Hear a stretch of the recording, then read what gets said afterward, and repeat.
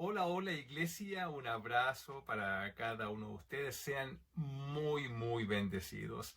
Seguimos en esta serie de mensajes en la cual hemos estado hablando sobre algunas doctrinas que son fundamentales para la fe cristiana.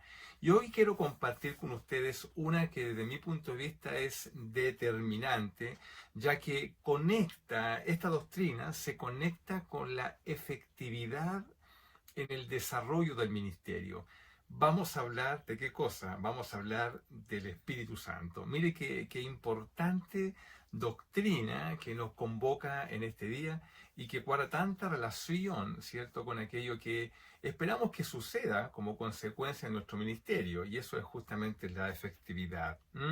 Porque si vamos a ser usados por el Señor para llevar, por ejemplo, conocimiento del Padre, del Señor, del Evangelio a las personas, lo que queremos es que este conocimiento no solamente afecte la mente, sino que afecte el corazón, es decir, que afecte todo el ser completo. Y eso no es algo que nosotros podamos hacer, sino que es obra del Espíritu Santo, trabajar en el corazón interno de las personas, ¿cierto? Él es el que convence de pecado. Nosotros hacemos nuestra parte, pero la parte que hagamos tenemos que hacerla bien, ¿cierto?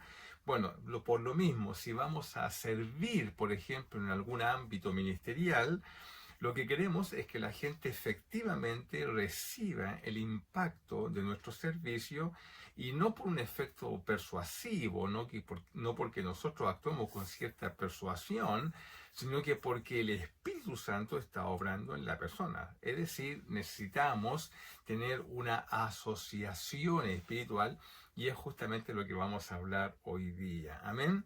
Bueno. Antes debemos comprender algo, y lo quiero decir de entrada, porque a mi juicio es muy importante asimismo definirlo, y que es imposible tener un ministerio efectivo sin el auxilio, la ayuda, la compañía, la asistencia del Espíritu Santo en tu vida. Ambas cosas están unidas. Es imposible tener y ser efectivos en el ministerio sin la asistencia del Espíritu Santo. Es decir, tú puedes elegir, hacer una elección ministerial entre hacer el servicio, el ministerio por tus fuerzas, lo que la Biblia llama el poder de la carne, o hacerlo con las fuerzas del Espíritu Santo. ¿Cierto? No es con espada, dice el Señor, sino con mi espíritu.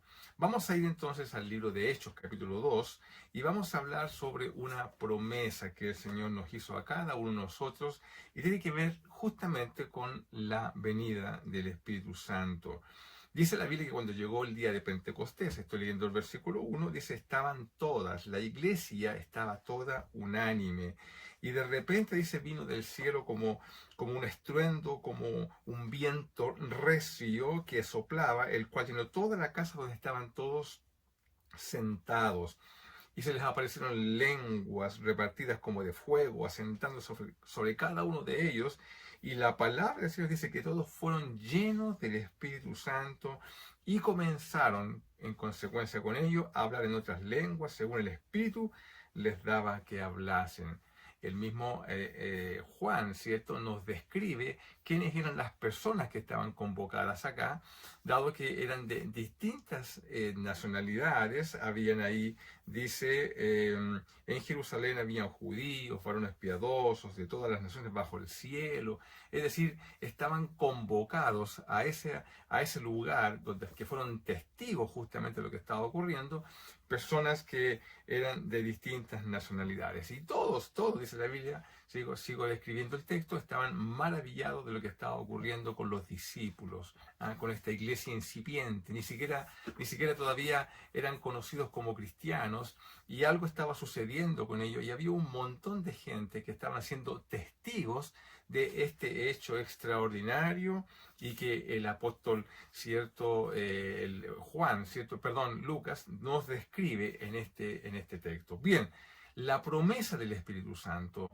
La Biblia dice que hasta aquí lo que podemos leer a través de lo que se describe en los evangelios es que hasta aquí los discípulos y la iglesia en general convocada, que ya había crecido, habían mujeres, habían familiares, la iglesia estaba creciendo, ya superaba las 100 personas, dice que todavía manifestaban muchas debilidades. Tenían, por cierto, incredulidad. El mundo todavía quería abrazarlos, ¿ya? Y aún ejercían mucho poder sobre ellos, y la posibilidad de volver atrás de esta locura, ¿no? que podría ser clasificado esta situación que ellos estaban viviendo. Bueno, todavía el mundo tenía ese poder de hacerlos volver atrás. Todavía algunos se veían confundidos en cuanto, por ejemplo, a qué creer. Expresaban temor, por ejemplo, ante la tarea de, por cierto, ir y predicar el Evangelio a todas las naciones. Parecía una tarea imposible de abarcar. Todo este contexto habla de imposibilidades. Es un contexto complejo donde pareciera ser que las palabras de Jesús no iban a encontrar respuesta en un grupo timorato, en un grupo que estaba con muchas contradicciones internas, pero tenían algo. Estaban atentos a algo que el Señor Jesús les prometió que ocurriría, y la Biblia dice que ellos estaban en unanimidad, en un mismo sentir, en un mismo corazón, esperando algo. Y yo creo que esto grafica también cómo es nuestra vida, ¿no? A veces nuestras vidas están llenas de temores, de confusiones, pero tenemos una certeza, ¿no? Tenemos una certeza de que algo va a suceder, que algo va a ocurrir en nuestras vidas, porque tenemos una palabra. Yo siempre digo de que si tú tienes una palabra del Señor, lo tienes todo, ¿eh? Tienes para afirmar tu fe sobre una convicción que declara de que algo va a ocurrir porque el Señor así lo prometió. Y la iglesia estaba, aún con todas estas confusiones, estaba atenta a lo que el Señor prometió. El relato bíblico, ¿cierto?, nos muestra que hubo un cambio dramático en ellos. La lectura nos presenta algo completamente diferente. Cuando tú sigues avanzando en el libro, te encuentras con otras personas. Es como que algo ocurrió en ellos y los transformó de manera completa. Podríamos decirlo así, ¿no? O los discípulos de Lucas, los que nos presenta el autor del libro, no son los mismos, ¿ya?, de los que están en los evangelios, ¿ya? O algo extraordinario les pasó entre medio, ¿ya? Es decir, cuando vas a los evangelios y vas observando cómo es el devenir, el desarrollo de las personas, de los discípulos, y luego los lees en el libro de Hechos, aquí algo pasó, ¿ya? No son las mismas personas, o si son las mismas, algo les pasó. Y esto debe recordar nuestras propias vidas, ¿no? Tú eras una persona antes de venir al Señor, y luego eres otra persona, porque has nacido de nuevo, has sido convocado al reino de Dios, y eso requiere una transformación completa en nosotros. Tiene que evidenciarse ese cambio, y no solamente es evidente para nosotros, sino que es evidente para los demás, como lo vamos a ver, por cierto, en la medida que vayamos avanzando. Por tanto, el cambio es radical, ¿ya? Y la pregunta que uno se hace, bueno, ¿qué pasó? Es cuando tú te encuentras con una persona que evidentemente era de una manera y luego es de otra, y tú dices, bueno, ¿qué pasó aquí? ¿Ya? Y tenemos tantos testimonios de personas que han llegado al Evangelio y han sido transformadas de una manera tan radical que la única pregunta que tú te haces, bueno, aquí algo pasó, ¿no? Algo tiene que haber pasado. Bueno, Jesús sabía lo que venía, ¿ya? Y sabía que para que ellos pudieran enfrentar todo lo que venía por delante, que era cárcel, persecución, en fin, muchos problemas, ellos necesitaban ser revestidos de algo especial. La iglesia debía ser revestida de un poder sobrenatural para poder enfrentar todo lo que enfrentó a posteriori, porque fue impresionante todo este tsunami de complicaciones que vinieron sobre estos primeros creyentes, y sin embargo ellos resistieron todo ello, como por cierto tú lo conoces a través de la historia. Bueno, ¿qué se venía sobre la iglesia? Bueno, se venía ausencia de Jesús. Por cierto, Jesús ya no estaba con ellos. Jesús no estaba corporalmente con los creyentes, pero ahora eso era ya, ellos tenían que vivir esa esa manera de enfrentar el ministerio donde Jesús no estaba presente con ellos y por tanto tenía que hacerse presente de alguna manera en sus corazones y esto es lo que tenía que hacer por convicción en cada uno de ellos.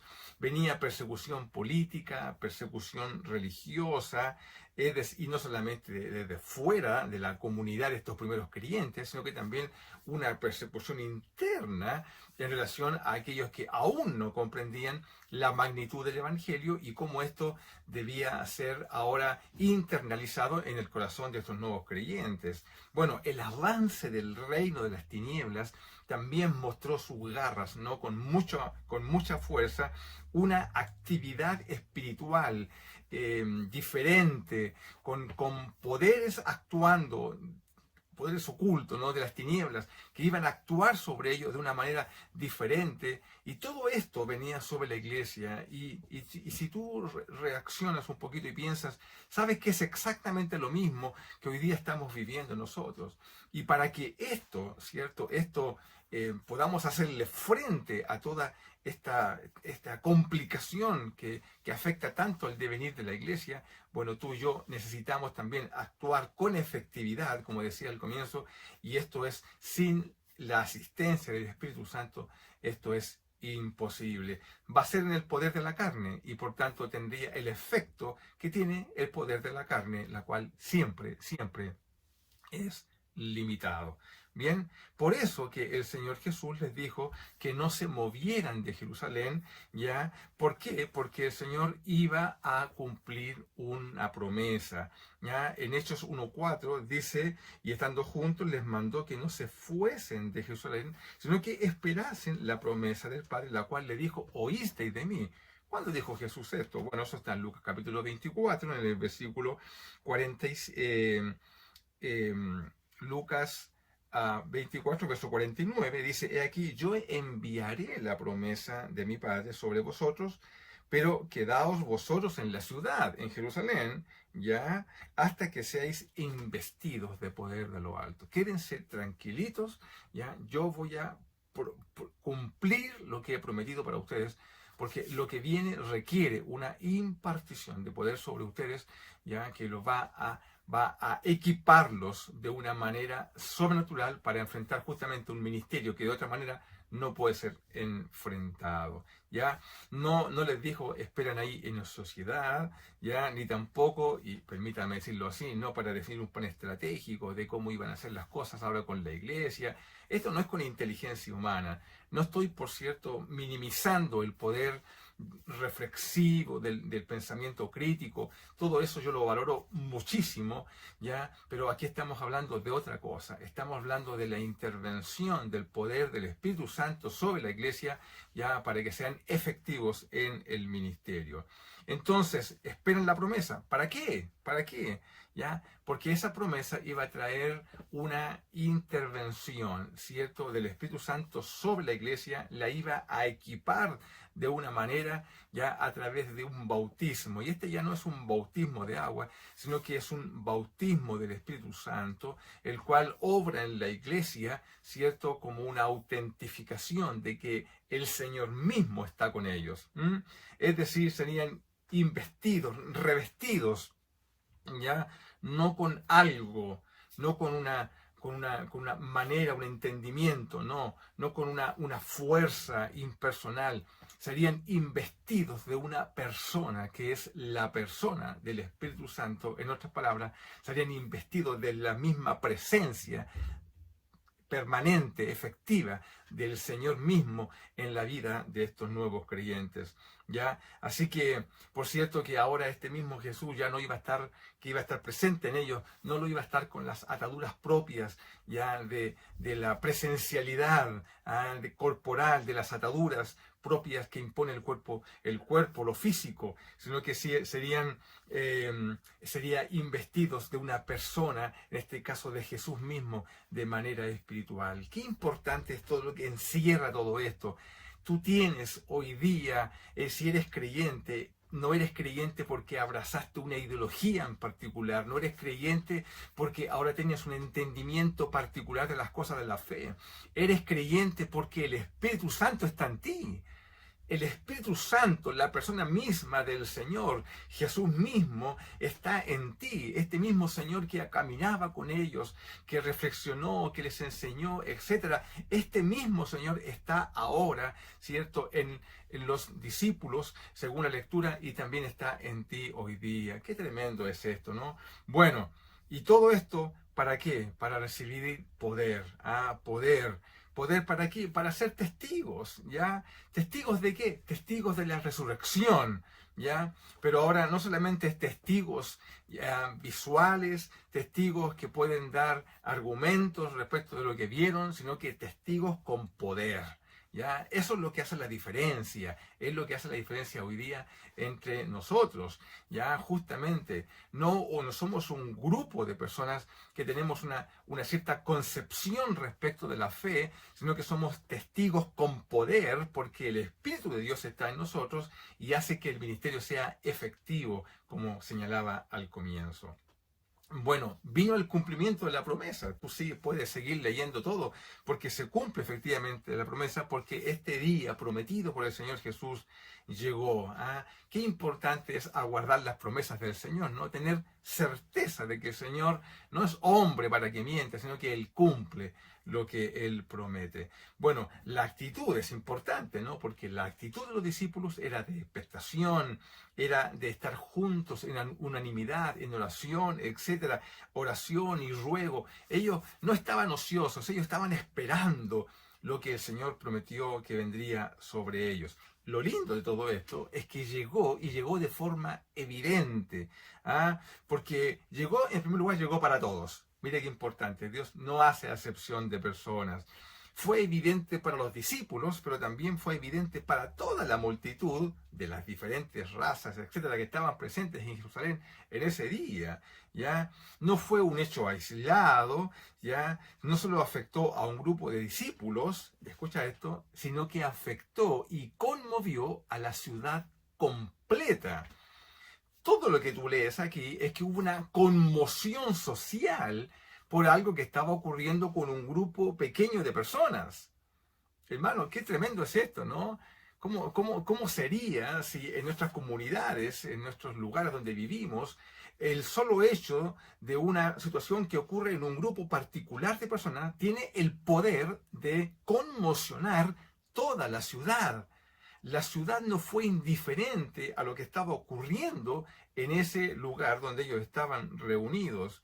Ahora, ¿qué es lo que estaba haciendo el Señor? No solamente estaba respondiendo a una promesa, ya como quien dice, para no quedar mal, lo que estaba haciendo es que estaba ungiendo con su Espíritu Santo a un grupo de personas que ya no serían más llamadas seguidores, ¿cierto?, de Jesús, sino que Dios estaba invistiendo a su iglesia. La iglesia, la comunidad de creyentes estaba siendo introducida en una nueva realidad que era ahora que ellos eran el cuerpo mismo del Señor y que tenía que estar lleno del Espíritu Santo en el sentido de que Dios estaba presente con ellos. Eso es la iglesia. La iglesia es un grupo de personas que es el cuerpo de Cristo, pero Cristo está presente en ellos no a través de una reflexión teológica, que por cierto que es positiva, sino que está presente realmente en una forma espiritual. Dios está con nosotros. Su Espíritu Santo está en la iglesia. No solamente está entre nosotros, sino que está en, ¿cierto? En significa que está dentro, es parte, ¿cierto?, de la esencia misma del ser iglesia, que el Espíritu Santo esté con nosotros. Pues bien, todo eso es muy importante y Dios estaba haciendo entonces, poniendo el sello sobre una nueva creación. Mire qué importante es esto. Esto debe conectarnos con el nuevo nacimiento, porque la iglesia es creación de Dios, no es una invención humana. Por eso que al final las puertas del Hades no prevalecerán contra ella. Y aun cuando tú veas y somos testigos de persecución sobre la iglesia, que la iglesia parece que está disminuida, sin poder espiritual, pero la Biblia dice que las puertas del Hades no prevalecerán contra ella. ¿Por qué? Porque la iglesia es una invención de Dios. Dios creó la iglesia y Dios revistió a su iglesia con poder. Él la creó y él mismo, ¿cierto?, se hace presente en ella a través de la obra del Espíritu Santo. Es lo mismo que hace el Señor con nosotros. Cuando tú vienes a la fe y hay una conversión, pasas de ser una cosa a ser otra cosa, hay un cambio de naturaleza, esta nueva creación, porque ahora somos nuevas criaturas, lo cual significa una nueva creación, viene con el sello de que esta nueva creación solamente es posible porque está el Espíritu Santo en tal persona. Es exactamente lo que estamos leyendo aquí. Dios crea una nueva entidad, una nueva realidad comunitaria que es la iglesia, pero pone su sello en ella para autentificarla de que es obra del Espíritu Santo, es obra de Dios lo que Dios está creando. Muy bien, mire qué importante todo lo que estamos leyendo acá. Es una doctrina fundamental y que debe hacernos descansar a ti y a mí, que somos parte de una comunidad creada por Dios que tiene el sello de la presencia del Espíritu Santo en ellos. Muy bien, ahora, dentro de todo esto ocurrieron varias cosas. Sucedieron varias cosas como consecuencia de la presencia del Espíritu Santo en esta comunidad de creyentes que estaban recién iniciándose, comenzando, ¿cierto?, lo que conocemos como la iglesia del Señor. Si tú vas del versículo 14 y sigues leyendo hasta el versículo 47, ¿no?, que es el último versículo del capítulo 2, podríamos hablar semanas y semanas sobre esto respecto de las distintas consecuencias que podemos ver o efectos que hubieron en los creyentes, en estas primeras personas. Yo quiero rescatar solamente algunas. Mira, la primera de ellas es que el efecto que produce el Espíritu Santo en este grupo de personas es que produce poder testimonial.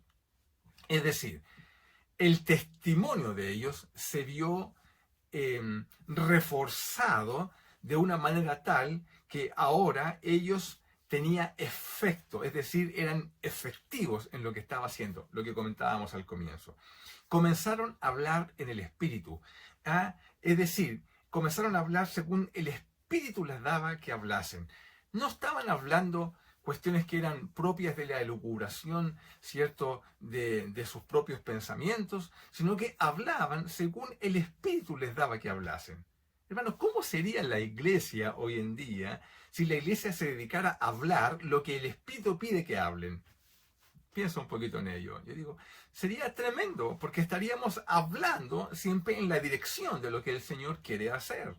Hoy en día, donde se levantan tantas voces, incluso dentro de la iglesia, qué importante es que la iglesia hable las palabras del Señor. Dice la palabra del Señor que se afirmó, como otro de los efectos, se afirmó la identidad de hijos de Dios en ellos. No hay registro, tú no vas a encontrar registro en esta porción de la palabra del Señor, en el libro completo, de que la burla, por ejemplo, lo haya afectado a ellos, ¿ya?, en el sentido como nos podría afectar a nosotros una vergüenza, simplemente porque ahora estás siguiendo la fe de Cristo. Ellos sabían en quién habían creído y así no estaba revistiéndolos, ¿cierto?, de poder justamente para hacerle frente a todas aquellas cosas que afectan tanto la vida cristiana. Se atrevieron a abrir la boca, ¿ya?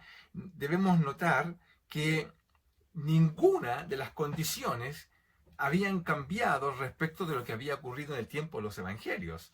En otras palabras, el contexto en el cual se desarrolló la iglesia, en el capítulo 2 de Hechos, es el mismo contexto que encontramos en los evangelios. Nada del contexto social, político, religioso, nada de eso había cambiado. Sin embargo, ellos sí habían cambiado, ¿ya? Y en ese contexto donde había temor inicial, ahora se atrevieron a abrir la boca. Y abrir la boca para dar testimonio de la resurrección de Jesús. Abrir la boca para dar testimonio de un hecho que desde el punto de vista físico, desde el punto de vista de la realidad, como la podríamos definir, no tiene sustento, pero ellos se atrevieron a abrir la boca para dar testimonio de la resurrección de Jesús. Es decir, estas personas se llenaron de un coraje, de un brío particular, ya, para predicar algo que en principio era algo contradictorio, ¿cierto?, a el pensamiento racional. Esto es tremendo, hermano, porque hoy día nosotros queremos a veces racionalizar la fe y queremos mostrarla para que sea inteligible desde el punto de vista de la razón a quienes nos escuchan, pero el Evangelio es una locura, es la locura de la predicación, es contranatural, ¿cierto?, lo que ocurre en tu vida. ¿Cómo explicas la transformación espiritual profunda que tú has vivido, ya, si no es a través de la obra de algo sobrenatural? ¿Cómo somos cambiados de naturaleza? Lo que no puede hacer las terapias, no puede hacer la asistencia médica, por importante que sea, la transformación de la naturaleza del ser humano solamente es posible por una obra sobrenatural.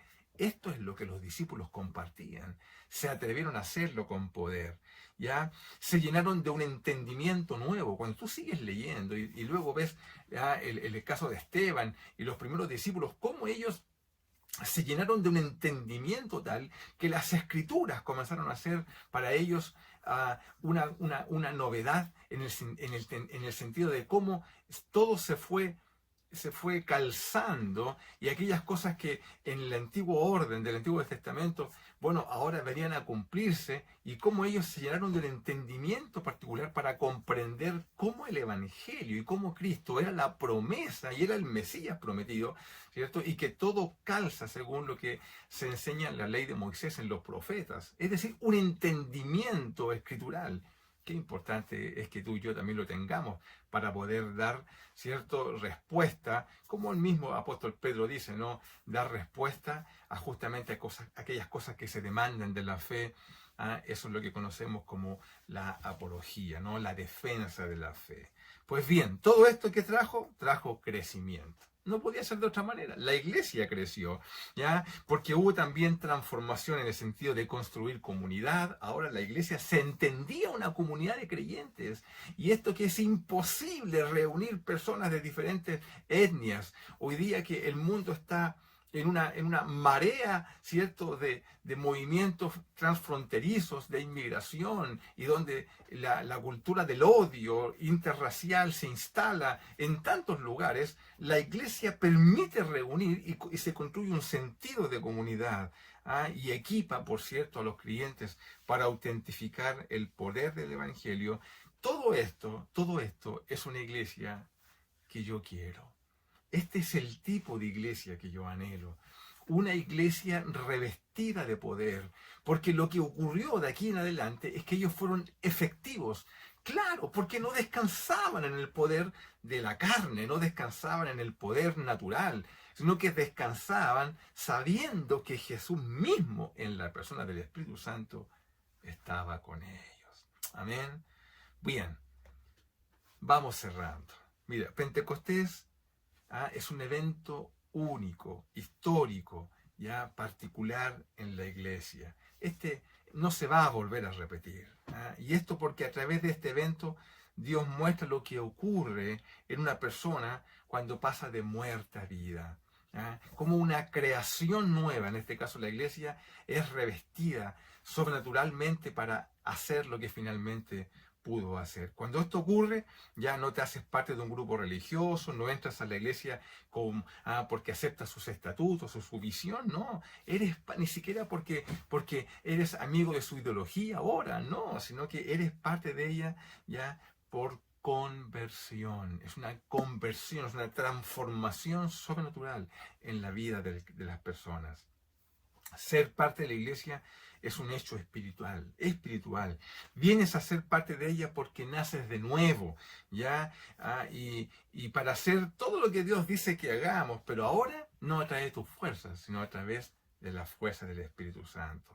Sin embargo, a lo largo de la vida del creyente, este evento debe recordarnos la importancia de ser lleno permanentemente del Espíritu Santo. Qué importante es ser lleno del Espíritu Santo permanentemente para ser efectivos en el ministerio. De hecho, los mismos discípulos, estos discípulos que fueron llenos del Espíritu Santo, volvieron a hacerlo en el capítulo 4, ¿ya? Y volvieron a experimentar la misma llenura y se llenaron de valor para cumplir la misión. Amén. Oramos, Padre, gracias por tu palabra. Bendícenos, Señor, cada día. Instala esta doctrina en nuestro corazón para entender, Señor, que contigo todo es posible. Oramos en el nombre de Jesús. Amén. Dios te bendiga, que tengas una excelente semana. Bendiciones.